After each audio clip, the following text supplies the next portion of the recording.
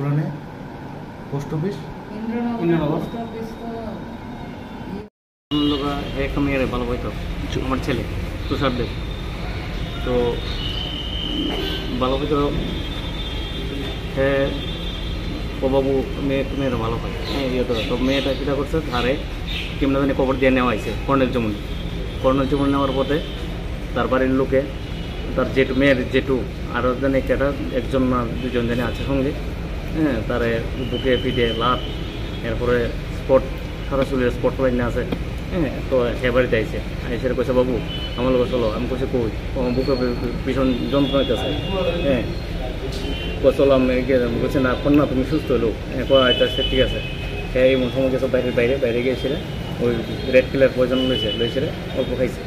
তারপরে হ্যাঁ ঘরে আইসি কইছে বাবু টিফিন খাবো টিফিন দিলাম হ্যাঁ কইছে আমার বুকটা একটু চলাচল করতেছে আমি কইছি কি দিয়েছে বাবু আমার ঠান্ডা খাবো আমি একটা নাকি জানি আছে ওইটা আমি নেওয়া হয়েছি খাওয়ার পরে আমার কইতেছে বাবু আমার মারছে আমার অপমান হয়েছে আমি তো তুই চিন্তা করছো তো বাবু আমার এই অপমান সহ্য করতে পারছি না দিকে আমি বিষ খাইলি।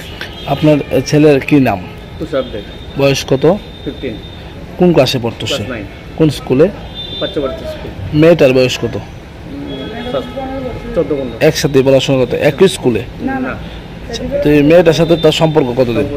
আমরা মানে পাশাপাশি রিলেশন মানে কতদিন হইব? প্রায় বেশি দিনের না 5-6 মাস। তারপরে জীবিত আনছেন কবে? জীবিত আনছে 25 তারিখ। আচ্ছা এরপরে মারা গেছে কবে?